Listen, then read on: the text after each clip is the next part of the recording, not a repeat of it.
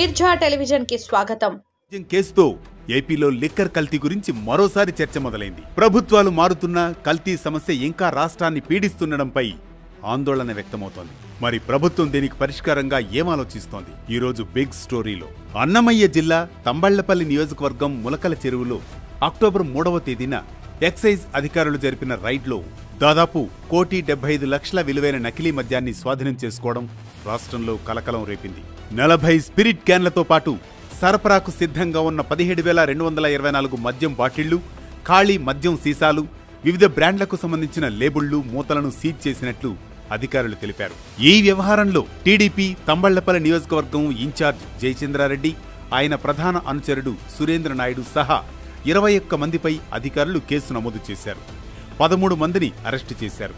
ఇందులో విజయవాడకు చెందిన జనార్దన్ రావు A1 కాగా, ఆయన అనుచరుడు కట్టా రాజు A2 నిందితుడిగా ఉన్నారు. కాగా 17వ నిందితుడిగా ఉన్న జయచంద్రారెడ్డి ప్రస్తుతం పరారీలో ఉన్నారు. ములకల చెరువులోని ఓ ప్రాంతంలో ఇంటిని అద్దెకి తీసుకుని నకిలీ మద్యం తయారు చేస్తున్నట్లు ఇటీవల పోలీసులు గుర్తించారు. అక్కడ తయారు చేసిన నకిలీ మద్యాన్ని విజయవాడ సమీపంలోని ఇబ్రహీంపట్నంలో ఏర్పాటు చేసిన బాట్లింగ్ యూనిట్ లో ప్రాసెస్ చేశారని, ఆ మద్యాన్ని ప్రముఖ బ్రాండ్ల ఒరిజినల్ లేబుళ్లతో వేలాది క్వార్టర్ బాటిళ్లలో నింపినట్లు తెలిపారు. ఇక విషయం వెలుగులోకి రావడంతో కూటమి, వైసీపీ వర్గాలు పరస్పర ఆరోపణలకు దిగాయి. వైసీపీ పలుచోట్ల దీనిపై నిరసనలు చేపట్టింది. కాగా వైసీపీ నేత జోగి రమేష్ చెప్పడంతోనే నకిలీ మద్యం తయారు చేసినట్లు జనార్దన్ రావు చెప్పడంతో ఈ కేసులో ట్విస్ట్ వచ్చింది. వైసీపీ పాలనలో జోగి రమేష్ ఆధ్వర్యంలో నకిలీ మద్యం తయారు చేశామని, ప్రభుత్వం మారగానే నిలిపివేశామని, కానీ ఈ ఏడాది ఏప్రిల్లో జోగి రమేష్ మళ్లీ నకిలీ మద్యం తయారీని స్టార్ట్ చేయమన్నారని చెప్పుకొచ్చారు. ఆయన ఆదేశాలతోనే తంబళ్లపల్లి నియోజకవర్గంలో నకిలీ మద్యం తయారీని మొదలుపెట్టినట్లు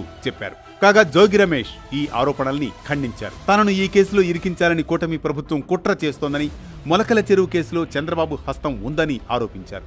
ఇలా నకిలీ లిక్కర్ తయారీ కేసుకు రాజకీయ రంగు పులుముకుంది. ఇందుకు కారణం మీరంటే మీరేనని ఇటు కూటమి ప్రభుత్వం, అటు వైసీపీ పరస్పర ఆరోపణలకు దిగాయి. ఇక ఈ వ్యవహారంపై స్పందించిన కూటమి ప్రభుత్వం కల్తీ మద్యం తయారీ, విక్రయాలను అరికెట్టేందుకు సరికొత్త ఆలోచన చేస్తోంది.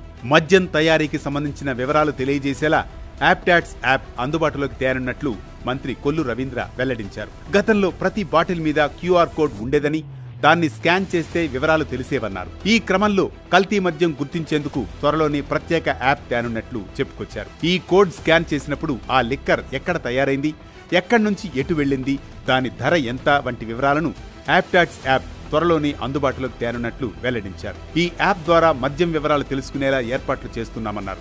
ఏపీలో 99 రూపాయలకే నాణ్యమైన మద్యం అందిస్తున్నామని వివరించారు. ఇక కల్తీ మద్యం వ్యవహారం వెనుక ఎంతటి వారున్నా కఠిన చర్యలు తీసుకుంటామని స్పష్టం చేశారు. కల్తీ మద్యం వ్యవహారాన్ని దర్యాప్తు చేయడానికి 4 ప్రత్యేక బృందాలను ఏర్పాటు చేశామని, ఏపీతో పాటుగా హైదరాబాద్, బెంగళూరులో కూడా ఈ బృందాలు విచారణ చేస్తున్నాయన్నారు. ఇక టీడీపీ నేతలైన జయచంద్రారెడ్డి, సురేంద్ర నాయుడిని పార్టీ సస్పెండ్ చేసింది. ఏది ఏమైనా ఏపీని పీడిస్తున్న కల్తీ లిక్కర్ సమస్యకు ఇప్పుడైనా శాశ్వతంగా చెక్ పడాలని ప్రజలు భావిస్తున్నారు. ఎందుకంటే గత కొన్నేళ్లుగా రాష్ట్రంలో లభిస్తున్న మద్యంలో నాణ్యత లోపించిందని, కల్తీ మద్యం విచ్చలవిడిగా సప్లై అవుతోందనే ఆరోపణలు వినిపిస్తూనే ఉన్నాయి. మరి ఏపీ ప్రభుత్వం ప్లాన్ చేస్తున్న పరిష్కారంతో కల్తీ మద్యానికి చెక్ పడుతుందా లేదా అనేది తెలియాల్సి ఉంది. ఇదిలా ఉండగా సినీ రాజకీయాలు లిక్కర్ చుట్టూ తిరగడం కొత్తేం కాదు. ఇప్పటికే లిక్కర్ స్కామ్ కు సంబంధించి సిట్ దర్యాప్తు కొనసాగిస్తోంది. వైసీపీ హయాంలో తీసుకొచ్చిన మద్యం విధానంలో సుమారు 3,200 కోట్లకు పైగా అవినీతి జరిగిందని సిట్ ఆరోపిస్తోంది.